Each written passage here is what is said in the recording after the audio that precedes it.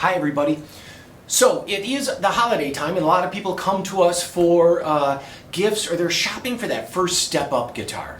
You know, you go through and you buy a cheap Chinese made acoustic and you think, I want something that has that kind of rumble that I hear when I drop the needle on the record. And that rumble comes from a really well-made guitar out of premium wood. The thing about wood too is that you have to cure it, you have to age it. If you're in a rush, you can chop wood down, bake it in an oven for a little bit, and voila, you got a guitar. Let's paint it a bright, fancy color, go. But if you're making a musical instrument, you want something that's got some thunder. So Fender's got some stuff, or Martin has a few guitars, and I'm going to cover these things. None of these guitars they're all mahogany. They're all basically the same thing. They're all dreadnought shaped, and they're in a not a super high price range. Professional grade, all of them. Martin owns a factory in Mexico, and the Martin factory in Mexico has been there 25 years. They don't make guitars for anybody else. They are employees of Martin. When you're dealing with Epiphone or other imports, they're coming from a variety of different factories in the Asian Pacific Ring. And Martin owns this factory, and they've done it for a long time. So the first thing is the D12E. And I'm going to say this, these mahogany guitars, all of these are made of mahogany. Mahogany is a wood that's coming now out of Africa. There's sapelli. Sapelli is an African mahogany. There is an African mahogany.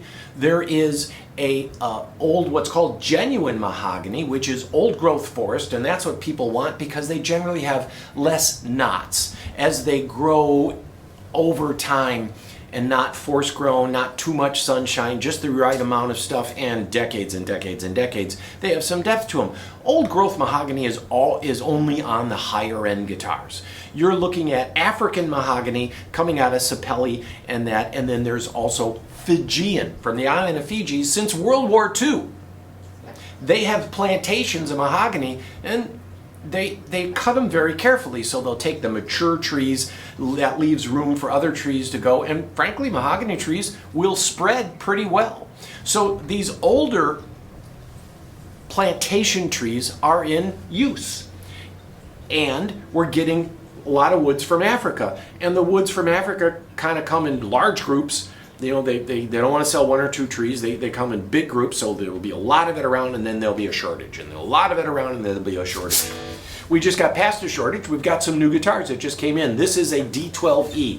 Anytime you see the E, of course, it means it has electronics, and it comes with it included. They figure you're a student, you're looking for your next step-up guitar, you want an all-solid wood, mahogany back, mahogany sides, spruce top, with a pickup installed that has a volume and tone here. There's a tuner here. It's all plugged in through here. There's a battery here to boost the preamp, and these are really good guitars.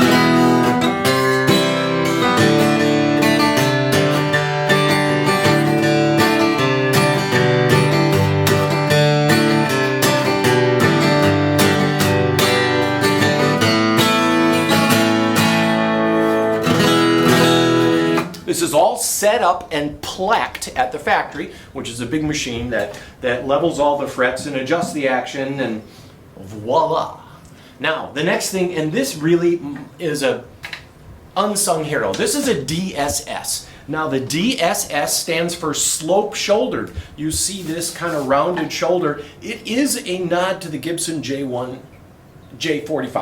This is a nod to the Gibson J45, and you can see its sloped shoulders. And I bring this one out because somebody thought it meant short scale. No, the scale is actually 25.4, and it's an all mahogany, and this is going to be African mahogany, whether it's sapelli or African mahogany. And this is really nice stuff. And mahogany is popular because it's dense. Mahogany is easy to work. It takes colors well. It's hugely popular on boats and furniture. We, in the guitar industry, use up 1% of that mahogany. But there's a lot of things that people are worried about mahogany. And the one thing that is true is these African mahoganies. They're a new forest. They haven't really plumbed completely. And there is some of the grown mahogany. And you can hear the difference between the guitars. I mean, wow. These are great guitars. This DSS 17. 17 generally refers to these simpler guitars. You've got this beautiful antique binding. You've got a bone saddle, a bone nut. You've got rosewood fingerboard, rosewood bridge, but it's kind of a vintage vibe. It's got a skinny bridge on it, and I'm going to hold up the other one.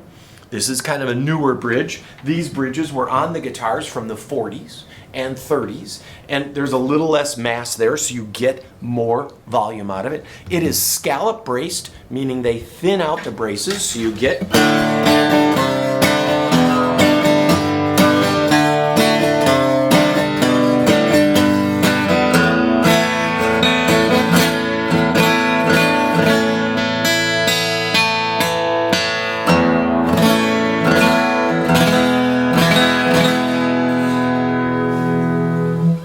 beautiful guitar. It's got just enough trim. There's the binding on the front, no binding on the back, but from the face out, it's just a gorgeous guitar, and these things just rock. American made.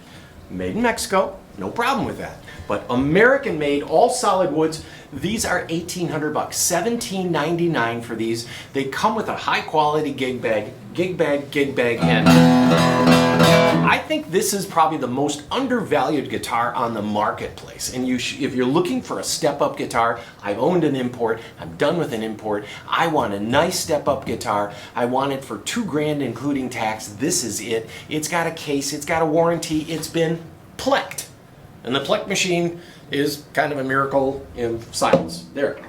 Now, my third subject in my mahogany discussion here, and again, mahogany is prized for all of those things. It's dense. It takes a stain. It reflects really well. It has this cool upper mid-range. I own Willie's guitars. In case you didn't know this, I am Willie. And I don't own a rosewood guitar. What? I mean, I've owned rosewood guitars, but I never keep them because I like the sound of mahogany. This is a D18. There's a couple of levels above this guitar, but this is a D18. Let's stick to our Christmas gifty kind of, I'm going to buy myself something cool.